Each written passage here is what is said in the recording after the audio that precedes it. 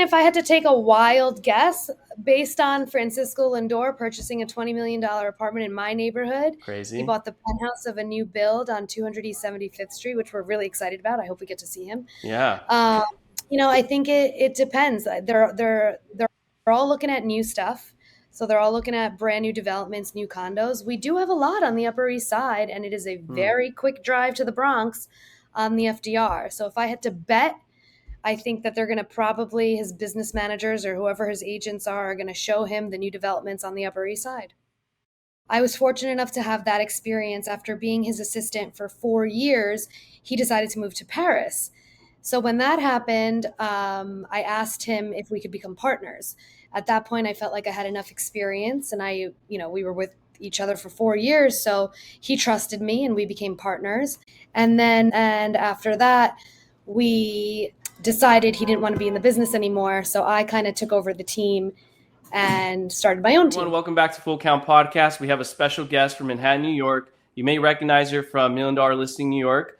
Renita, thank you so much for being on here today. Thank you. Thanks for having me. Of course, we definitely want to have the ability to know what's going on out there because, New York is where everybody, when someone thinks of the United States, they think of New York and LA, which is where I'm based out of. Yeah. So if you can briefly introduce yourself, what you're all about, how you got here, things like that. Sure. So I've now been in the business 14 years. I started off as an assistant for Luis Ortiz, Right. who was on cast member of the show. So that's how my career started. And I think it was such a great way to begin Mm-hmm. in the industry because I learned everything from the ground up. Wow. Being someone's assistant, I had to do all the dirty work. I had to do all the board packages, all the scheduling, I had to find out all the details before you put something on the market. Yeah. Right. So I was really able to learn all the necessary steps it takes to price a property, to sell a property, and everything in between. And then what happens after you have a contract that's signed. Because in New York City, different from other parts of the world, we have our own unique streamlined process. Mm-hmm. The brokers don't do the contracts. You have to get a real estate attorney to do it. And management companies are involved, due diligence is involved. So there's a lot really specific to New York City. So even if you're a broker in other parts of the country and then all of a sudden you move to New York and you want to do real estate here, you have to learn it all over again. Because really it is his own beast. So I was fortunate enough to have that experience. After being his assistant for 4 years, he decided to move to Paris. So when that happened, I asked him if we could become partners. At that point, I felt like I had enough experience, and we were with each other for 4 years. So he trusted me, and we became partners. And then for Nice. 4 years, we were partners. And after that, we decided he didn't want to be in the business anymore. So I kind of took over the team and started my own team. What's the team name now?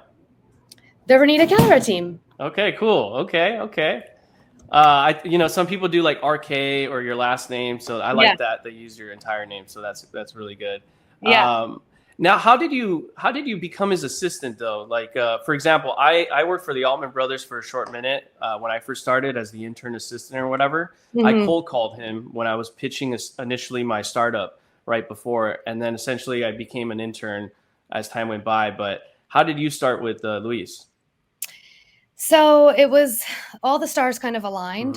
Mm-hmm. At the time, I was working at Apple, and when I decided to get my real estate license, I chose to just go into the office that was closest to me. Right. So I chose 485 as the office, and at that time, I went over to my manager and I said I'd love to join a team, and he introduced me to a number of different people that were looking to hire somebody. And so Luis happened to be one of them. So I interviewed with 5 or 6 people. And for whatever reason, it didn't work out. We didn't mesh well, or what they were offering wasn't what I was looking for. Sure. So I decided to work with Luis. I figured he had just moved to Douglas Elliman. Sorry, I'm moving around because people in my No, you're good. office are on calls. It's good. And so I'm trying to get to the best place. It's real life. I like it. It's real life. So basically what I did was I said, okay, let's give this a shot with Luis. And I said, what are you looking for? And he had said to me, he's looking for an assistant. And I said, I don't want to pigeon myself in this hole. I'm happy to be your assistant, but I don't want you to pay Mm, me a salary. I want you to pay me as if I was an agent. And so smart. it was a very unique situation. I did all the assistant work, but I wasn't paid a salary because I wanted to be treated as an agent. So then that was really the beginning of how it started. So then I was able to do all the showings, all the open houses, all the follow up. I was able to be there on all the calls when he was negotiating so I could listen and learn. And Excellent. so, yeah. And Luis at the time had said to me, okay, if you really want to do this as an agent, this is what I ask of my agents. Because he had experience leading a team at Keller Williams. And when he came to Douglas Elliman, he came by himself. So he said, I do want to start a team. I'm not in a rush, but you'll be the first. So I need you to bring me a listing in 90 days. Oh, dang. And so, just like you, I got on the phones and I cold called every single day until I got us an appointment, and I Good was for able to you. take Luis, yeah, on the appointment. And obviously, he was able to get the listing for us. But And he was already the star that he was, I imagine, when you started around that time. I think he had already done one season Hmm. and he was filming the second season when I joined him, and I wasn't comfortable being on camera because I also, you don't know It's if it's going to work out, yeah, right? I was yeah. like, let's see if this dynamic works out. Let's see if I want to stay on this team. And then so we worked together an entire year, an entire season of him filming. And then the following season, he was like, all right, this, we're going to put you on camera. That's They want to amazing. see. That's amazing. I really like how you position yourself in that power move as basically equivalent to him to some degree rather than Right. the assistant, because I think that's what set you apart from probably everyone else, because most people would just accept that assistant role and go from there. Right, and take a salary and be okay with just sitting in the office. And I Right. remember specifically saying to him, like, I didn't join real estate to sit at my desk 9 to 5. That's why I left my 9 to 5, because Yeah. I want to be out there talking to people, showing property. And I agree, I don't have any experience, but I'm willing to learn. And the way that I learn is I do, like by me doing these things is Hmm. how I learn best. For sure. I totally agree with that. Now, because you're based in Manhattan, what's the day to day like as an agent? Because in different parts of the country, things are a little bit different in terms of lifestyle, but I feel like Yeah. yours is on the go at every single time. But what's that like from your perspective for people that are in the audience that, don't really know New York too well, or agents that are in places like LA or wherever? Yeah. What could you say about that? I mean, I love it. I think that that's the best part. My day to day is never the same. We're running Hmm. around. We're not, usually when you're in a different part of the world, you're picking up your clients in a car and you're driving them to a showing. Right. Whereas with us, we're usually meeting you there. I'll meet you in the lobby. I'll meet you on the corner. I'll meet you for a coffee. So I think we have a lot more in-person chats maybe Hmm. than other brokers around the country because it's just so easy for us to get around. You think it's easy? Uh, I think it's difficult. I've been to New York and I get lost every time. My wife, she's the one that kind of helps me get around, but oh, it's so I find it easy. hard. Oh my gosh. No, it's so easy. I mean, the benefits of living in this city is really that we can just get up and go somewhere. You don't have there's not much planning involved. You can jump on the subway, you can jump on the bus, or you can walk. Right. And it's really just for us a lot easier to get around. And so, like in the middle of the day, if somebody wants to see an apartment on their lunch break and they're working at a bank, and if it's close by, they can walk out of Right. work for 20 minutes, go look at a place, and then go back to work like nothing happened. You don't need to set aside, a few hours. Obviously, we like to make things efficient. So I like to show people more than one place at one time, but it's very possible that somebody can pop out of work to go look at something and then go right back to work and not have to take an entire day off or take time off of work. Right. That's nice. That's a nice perk for sure. Because in LA, we have to. It's a 45-minute drive sometimes to go cover 5 miles. So you really have to plan your day way in advance. Right. And we can just pick up and go. So Yeah. somebody can text me this morning and say, hey, can I view a property? And if the property's vacant, I can pop over there and show it right away. That's nice. That's nice. That's a nice perk for sure. Because in LA, we have to.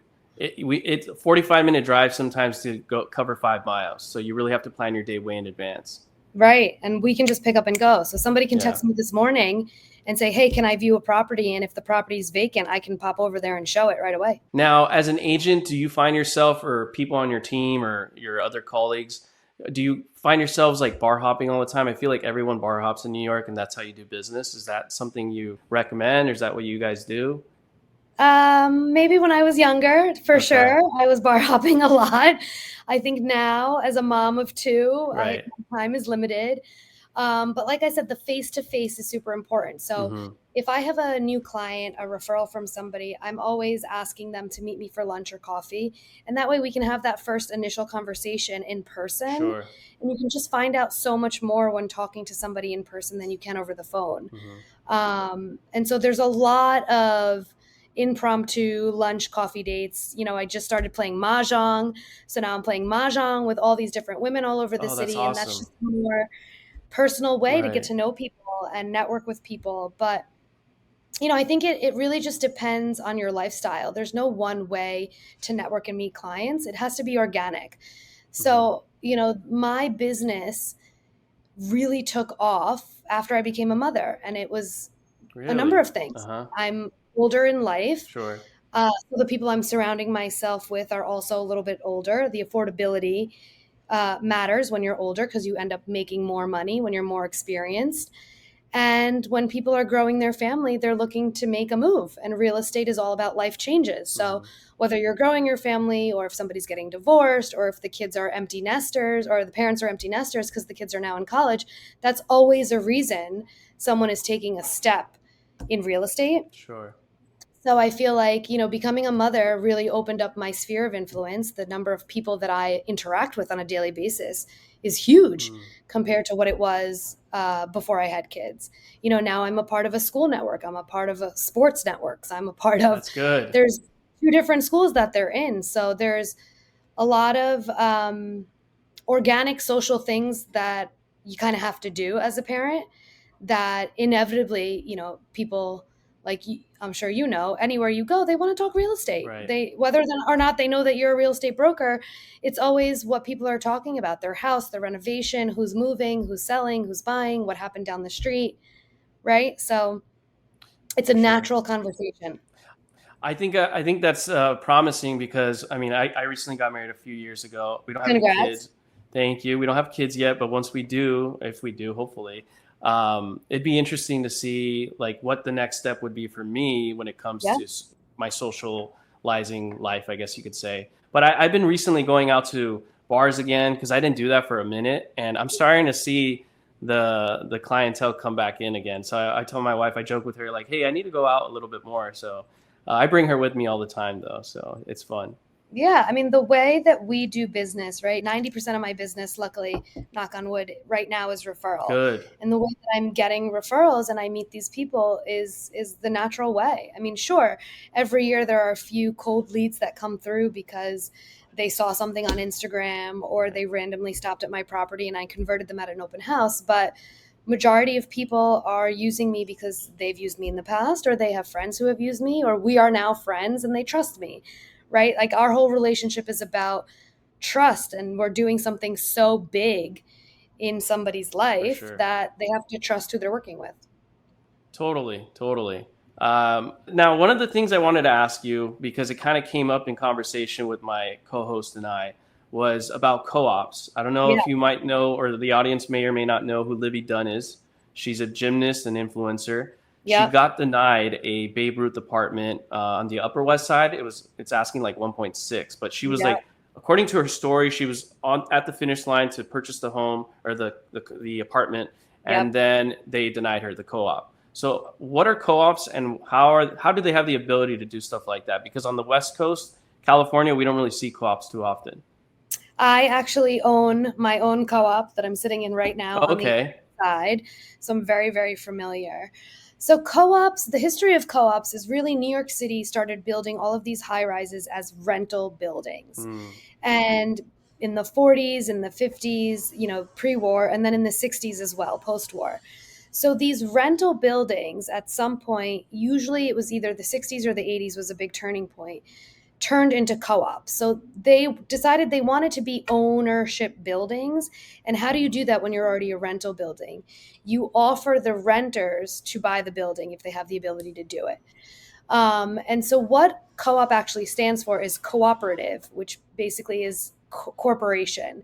So when you own in a co-op, you actually own shares of the corporation. We have a board of directors, just like a board in a company's corporation would have. Everything is based on votes, so everybody has a say. Mm-hmm.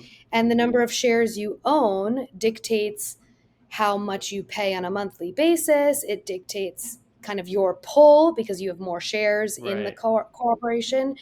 And so it's not as big and scary as the headlines make it seem. You know, we get, unfortunately, these stories where people are denied, and it sucks. It gives co-ops a bad Yeah. name. Yeah. Because this The was all reality over the is, internet with Livy yeah, Dunn, but she's a big influencer, so I get it. right. The reality is a corporation can set its own set of rules, Hmm. which is why they are more affordable than condos. Okay. So a corporation can say our building requires 50% financing. So that means you have to put 50% down. You're only allowed to take out a loan for 50% of the price. Right. Most co ops don't have that rule, but a lot of co ops on Fifth Avenue, right across from Central Park, or even on Park Avenue, do have that rule. Hmm. Most co ops are 20, 25%. I've seen 35%. Some of the other stipulations that they can lay out is that perhaps they don't allow unlimited subletting. Hmm. So in a condo, an investor, you could buy a condo sitting there in LA, never visit it, purchase it in an LLC, and ask me to rent it out on day one and start collecting rent. In a co op, that's not allowed. A co op really wants to create a sense of community. They don't want too much transient business happening. I So see. they want people that live in the unit and live in the building to really care about the building, right? Because if you're living in a unit and you're not owning the unit and we are voting on renovating the hallways, you shouldn't have a That say makes because you're going to sense. be out of there Yeah. in a year. You know, you're in and out. So corporations also have limitations on subletting. They have limitations on who's able to purchase it and live there. So many co-ops do allow parents buying for their working adult children. However, then they sometimes would require that it's a co purchase. We want both of you to be on the stock and lease, both of you to be owners, so that when we ask for your vote, the person that's actually living there is also part of that vote, not the person who's never been to New York City, who maybe is just gifting their daughter or their son Right. an apartment, which is so nice. But if you think about it, it makes sense. I don't really want their vote, you know, Mr. or Mrs. Smith, who live in Florida, Yeah. to have a say of whether or not my hallways get painted green. I'm living here day in and day out. Yeah. My money is being spent on the hallways, right? So my say should count for more than somebody who perhaps is an owner but doesn't live here. So those are the major differences. I think the one negative, and there has been a big push to make this change, is that co ops really can say no and don't have to give you a reason. So they can deny a sale Okay. and not tell you why.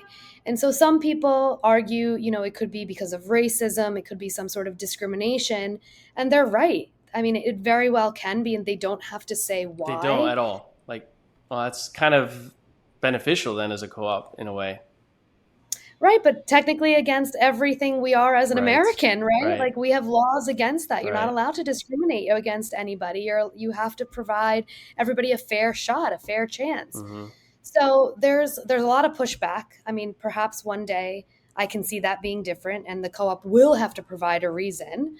I myself have been in a situation where the co-op has denied a sale and given us the answer, and they've said, well, we think the price is too low, Mm. so we don't want this to be a comp in our building. I see. If the buyers are willing to come up to XYZ, then they will be approved, and they were willing to come up to XYZ and be approved. Then that essentially, from what I understand, by the way the co-ops are run, for example, with your example on the price point being too low and not wanting to have that comp, that probably keeps co-op units or right apartments the price point kind of stable and it doesn't really fluctuate They too much try. like in other things. Okay. They try. I mean, look, every co-op is different. Every board of every co-op is different. Some are way more lenient, some are way more strict. It's really Mm-hmm. building by building. Okay. Every time I get a client, I ask about their purchase situation, if they're getting help from a parent or they're getting a gift or they inherited money or whatever it may be. When we go looking at co-ops, before I even make the appointment, I make sure that that's allowed. Otherwise, there's no point in looking in this building because they're not going to allow you to purchase here. Right. So every co-op runs differently, like its own corporation, which makes the city so unique. Why do you think Livy Dunn might have got rejected? I know you don't know the answer, but what do you think? Is it because of her influence? She was too young for the building. It's tough to say. It really is tough to say. I mean, the on paper, they look at your financials, they look at your assets and your liabilities, they look at your income, and they look at your debt to income Mm, ratio. So if you don't pass their requirements, that's a reason. Otherwise, maybe the building didn't want that attention. Maybe right. there are people in the building who are thinking to themselves, if she's going to be filming in our building every single Most day, definitely. maybe that's a reason. Right. Most people, we live in an age where you can film anywhere, right? You can pick up your phone, turn on the camera, and I can post you, and you don't know how many followers I have, and you I'm not getting your permission to do that, for Right. example. So perhaps it's that. I don't know. I mean, Madonna was rejected from co-ops, and most Wow. I people didn't know thought, that. I mean, the media thought that was because of paparazzi issues, and they didn't want to deal with security and cameras because that's an extra cost to the co-op. That makes a lot of sense. Okay. Now, what percentage of the market in Manhattan, in terms of the apartments, what percentage are co-ops and the rest are condos, or what do you think for the most part? So when I started in the business, they told us, which was 14 years ago, that 75% of the market share is co-op. Okay. And if you think about it, it's because all of the newer buildings are condos. You don't see any ground up construction Mm, that is a co-op. Co-ops are always conversions, right? They used to be rental buildings and then they I decided to see. turn into co-op to be ownership. So all the newer buildings since then have been condo. I think it's probably a little bit more balanced today, Hmm. but because New York City is so old, I do think there are more co-ops than condos even today. Okay, that makes sense because of all the units out there. But that's interesting to know. I had no idea the new buildings, which there's a lot of development that's taken place since Yeah, you've been in real tons. estate, and so majority, if not all of them, are condos. Then Correct. okay, and then what do you think the average HOA fee is for a condo? Right, the new development at the bare minimum, like entry level luxury. Like what's something someone should suspect? It's really dependent on the neighborhood and it's dependent on the building. You can look at a building on Riverside Boulevard that has a swimming pool, a rock climbing wall, a basketball court, a golf Nice. Uh simulator, huh. a spa, a lounge, a children's playroom, a courtyard, half of a tennis court. And the monthlies there are going to be very different to maybe a smaller boutique condo. I went and visited a friend recently and never been to her apartment before. It's brand new construction, only 5 years old, but only 6 units, Wow, no amenities. small. Okay. So brand new, beautiful, but no amenities, part time doorman. So it really depends on what the building is offering you. I think on average, you're going to find condos, generally speaking, are more expensive than co ops. Hmm. Co ops tend to be more affordable because of what we just discussed, all the different rules and stipulations. And they also tend to be the older buildings, right? So all the charming pre-war co-ops that exist in Manhattan are from 1940s. Wow. And so they've probably since then renovated their utilities and upgraded all the necessary things. But some of those apartments are really old, and some Hmm. of those pipes are really old.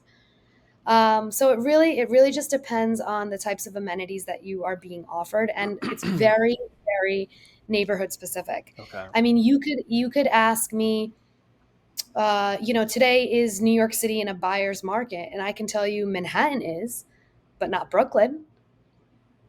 So Interesting. really, it's super super niche depending on the neighborhood you're looking at. Brooklyn never slowed down. Right now, there's bidding wars happening in Brooklyn, Really? and that's Wow. not the case. It's not the case right across in Manhattan. Hmm. And so it's super, super segmented by market, the Upper East Side, the Upper West Side versus the West Village versus Tribeca versus Fidei.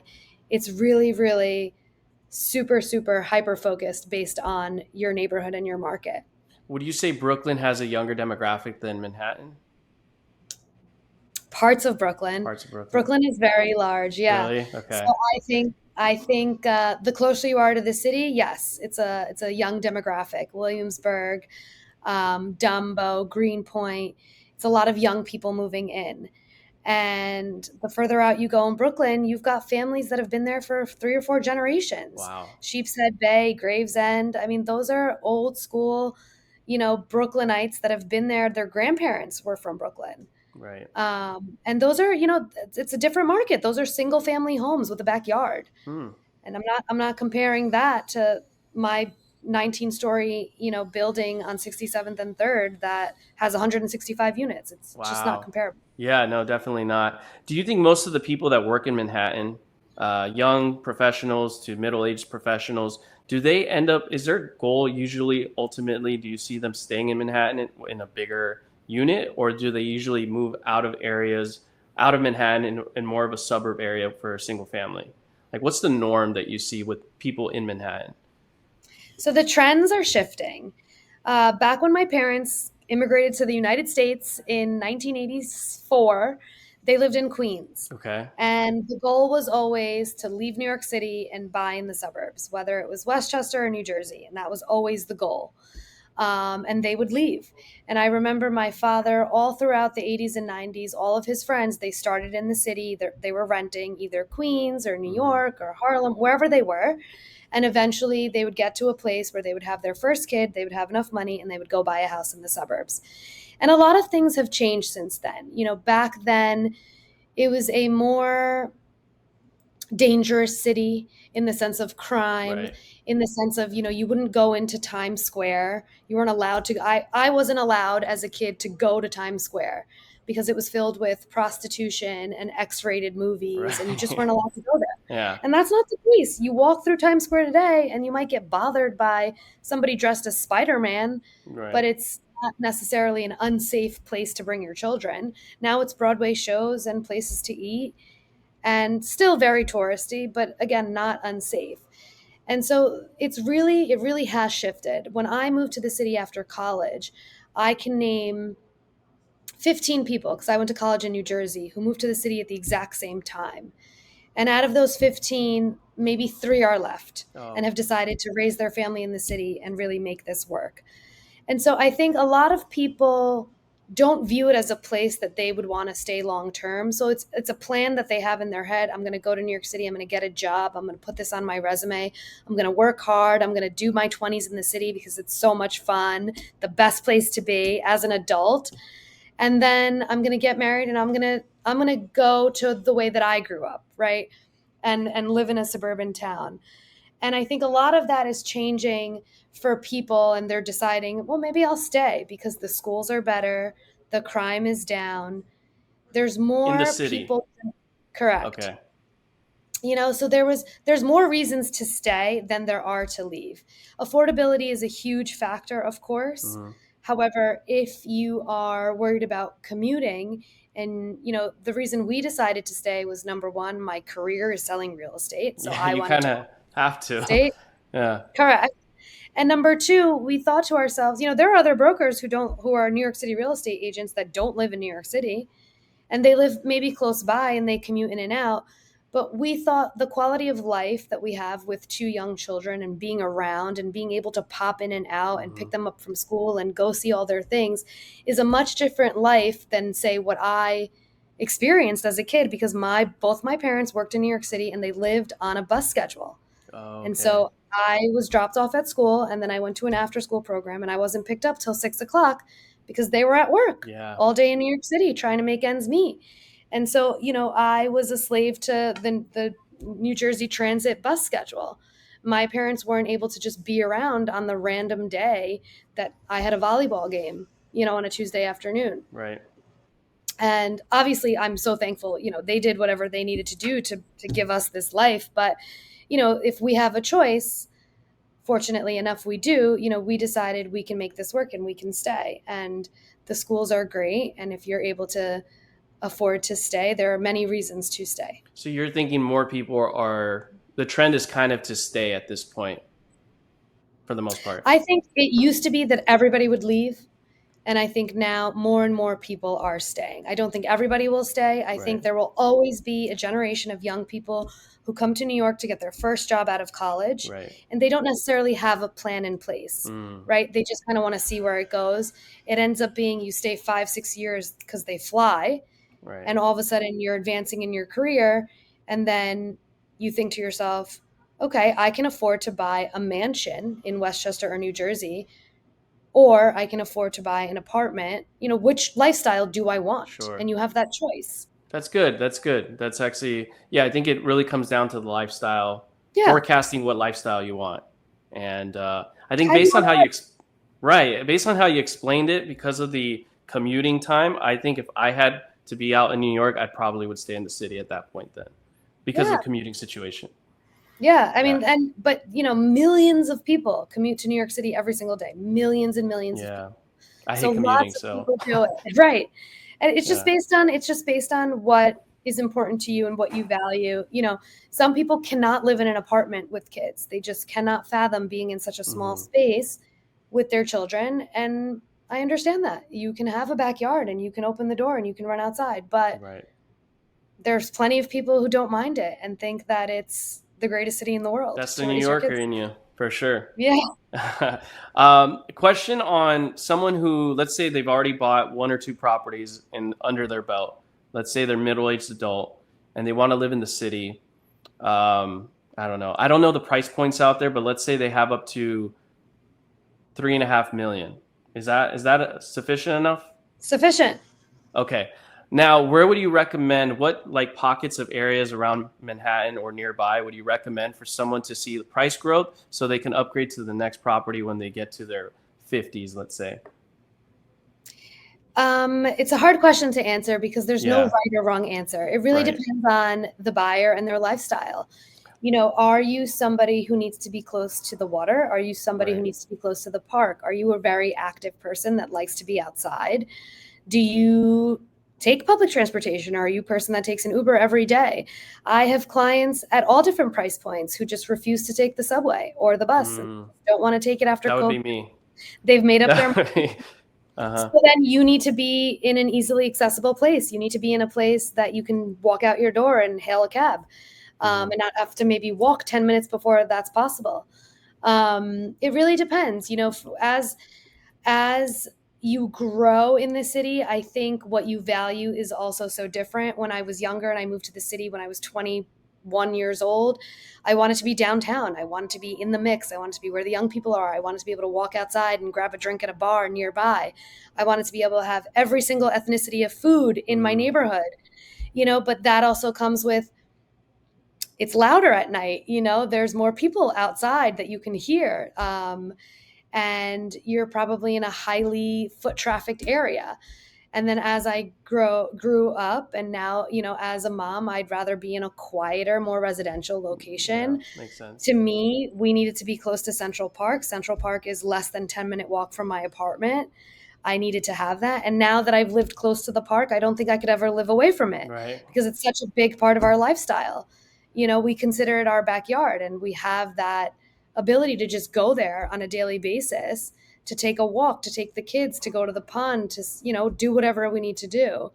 I know a lot of people who will never live above 14th Street because downtown is where the culture is and the artists Right. are, Wow. and so It's a it lot of really, lots of play into it. Now, lots of play. what if someone is strictly looking at numbers? Like, where's the best growth? I don't care about lifestyle. I don't care about my whatever. I can work from the condo or the co-op all day. What would you say in terms of percentage? Not percent. Not don't give me like a percentage number, but like Yeah. the trajectory probably to go up or I mean, continue going up. you would probably have to then buy in a neighborhood that isn't completely established yet. Mm, Like if I said buy on the Upper East Side, Upper West Side, those are neighborhoods that people already love and are already desirable, and there's already so many people who live here. You do get more bang for your buck because it's more family centric, being that we're close to the park and all the good schools are up here. right. However, if somebody was just strictly looking from a numbers point of view, I would say let's look farther out in Brooklyn because eventually that's where, the next gentrification is going to happen. Let's look in Harlem. Let's look uptown. Let's look in these neighborhoods right now that after COVID maybe took a hit, Mhm. and maybe because of several factors, politics, mental health, and what COVID did to the city was detrimental to a lot of neighborhoods. And so people are still in those neighborhoods recovering from that. And real estate is still recovering from that. Hmm. And so if you were to buy in one of those places, Hell's Kitchen, Harlem, places in Brooklyn right now that are a little further out, Crown Heights, that aren't as established yet, I think you're going to see huge return on your investment, because eventually they will go back to being what they were before COVID. Right. Or if they haven't been there yet, they will eventually become those things, right? We're looking at Brooklyn right now, and everything close to the city is city prices. You're not getting a deal. You're getting, and or there's bidding wars, and there's little supply and huge demand. Hmm. And so it just keeps growing as to how far those neighborhoods keep pushing out and pushing out, because people are deciding, as we were talking about, to stay. Right. And so the young people, let's say they're moving to Williamsburg and they're living in a rental, then they get married and they buy their first apartment because they have dual income. Then they have kids and they decide, I want to live on a tree-lined street in a brownstone with my children, where everybody else with children live. And Yeah. then I want to live closer to Prospect Park. And then I'm okay with going out further because I want a backyard and I Mm. want a rooftop in my brownstone. So it's just I think an organic um, thing that's happening to these neighborhoods, because people are just getting older and deciding to stay. Right. And with that, they want more quiet, they want more space, and it's happening in herds. So they're doing it all together. Well, everyone listening, you heard it. You just dropped so many incredible nuggets for those listening, especially those that are looking to purchase something in New York. So hopefully they give you a call if that's takes place. And one thing I noticed about you just from talking to you at this point, and I think this is what's probably made you very successful, is you're very good at storytelling by giving the idea of the brownstone, the park, and the family, and all that. I think that's incredible. So I think as a salesperson, as a realtor, storytelling is probably one of the best, skills you can have, right? And I don't know if that can be taught or if it's just a matter of personality. What do you think? Yeah, I think it comes with experience too, Okay. because you'll realize, like, when you're talking to buyers and sellers, Hmm. they're selling or they're buying a dream or their memories, right? I'm Right. selling someone's apartment right now, and she renovated the whole thing, and she remembers the first day of school. She remembers her kids going to the first day of school, and they chose to buy in that neighborhood because they wanted to send them to a school nearby. Right. And so it's very personal. Real estate is very personal. I understand it's an asset, and it's, on someone's financial statement as something that they own, and it's a Sure. commodity basically. However, it's so much more than that, because it's our everything. I mean, every experience you have, everything that you do, every step you take in your life is under whatever roof you're under. And so, you're selling someone their future. You're selling someone, their what they're going to be doing in that house. And if they Right. just got married, then they're going to be starting their married life together in that house. And if they're going to have kids, like, that is where their kids will be born and raised. And you don't forget that. You don't forget where you were True. born and raised. And that's why I think us agents have such influence of an individual, not just the property alone, but we help them select the lifestyle that they want, and then that lifestyle will go on forever. So in terms of the family unit, so if it's a family, but some questions for you in closing. We Sure. are, Full Count Podcast. We talk about real estate, but we also talk about baseball. Sure. And we spoke a little bit earlier. I have a feeling, we're not on the same page here, but I'm a Yankee fan. Uh, I come from how a about Mets yourself? family. Okay, Mets family. You said Queens, right? Your family was in Queens. I was actually born in Queens. My husband, funny enough, he's from the Bronx, but he's born and raised a Met fan. Wow, how did that happen? I guess we'd I don't have to know. ask him some other time. I think you do what your dad did, right? As a boy Yeah, or a girl, you right, are a fan of who your father's a fan of. And so my girls are Mets fan because that's what their dad's a fan of, and his right. father was a Mets fan, and so it just came from there. That's awesome. Well, we'll start with the Yankees and then we'll get to the Mets. Max Fried is an ace pitcher. He's an Mhm. incredible pitcher for the Yankees. He got a $218 million contract. From what I Unreal. understand, and what? Unreal. Unreal. I know it's crazy. The amount of money these guys get is crazy, but he is the ace of the Yankees, and that's like top notch, right? Mhm. Some Mets people would say otherwise, but in my opinion, that's the case. Now, I don't think he's bought any real estate just yet, Mm. But I want to know where you would, you know, think he would probably buy real estate. But I'll give you some data beforehand so you kind of have an idea. Okay. Aaron Judge, Aaron Judge, which is the ultimate home run hitter, one of the best of the best. He's like equivalent to Babe Ruth. Mm-hmm. He bought a couple years ago, from what I understand, a $40 million either condo or co-op. I don't know which one in particular, in Chelsea. Mm-hmm. And then Anthony Volpe, who's a shortstop, he's only 23 years old, or now 24. He bought a few years ago for a $2 million price point in Central Park West. Mm-hmm. And at the time, Aaron Judge was about 30 when he bought. Mm-hmm. So where do you think a Max Fried would possibly buy? He's only 31. Does he have a girlfriend? I don't know. I don't think so. He's Sometimes they definitely not influence. married. Okay. Yeah, they'll influence. He's not married though. Okay.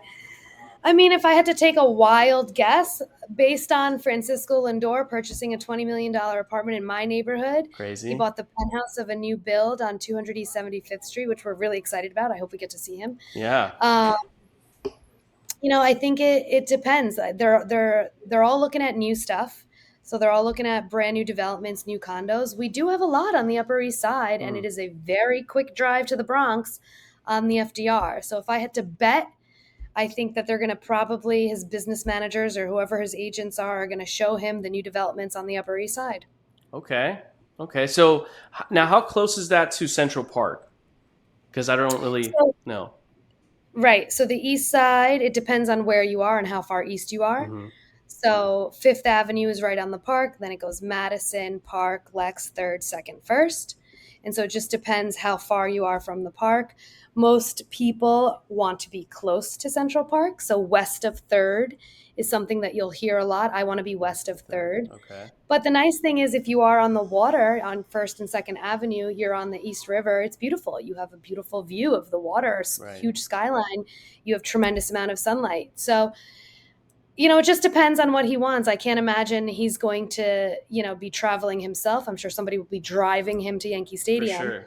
But it's a quick drive, really, from anywhere on the Upper East Side. Okay. So if I just had to take a guess, that's what I think. So on. There's a lot of new development up here. Okay, a lot Uh, of new development. Okay. so I imagine he'll be checking out, some floor plans. What do you think the average commute time would be if he had a driver from somewhere within the Upper East Side to the Yankee Stadium? Well, like LA, we Oh, have lots of yeah. traffic. Yeah.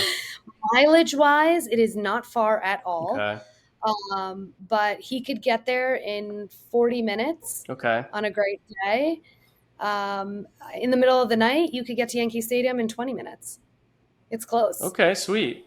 And now, what Yeah. about price point? What are we looking at? You think what would be a Major League Baseball player like him with so much money looking to go into price? Not I at the mean, extreme though. I don't suspect he's so young. I don't think he's going to go balls to the wall right away. yeah.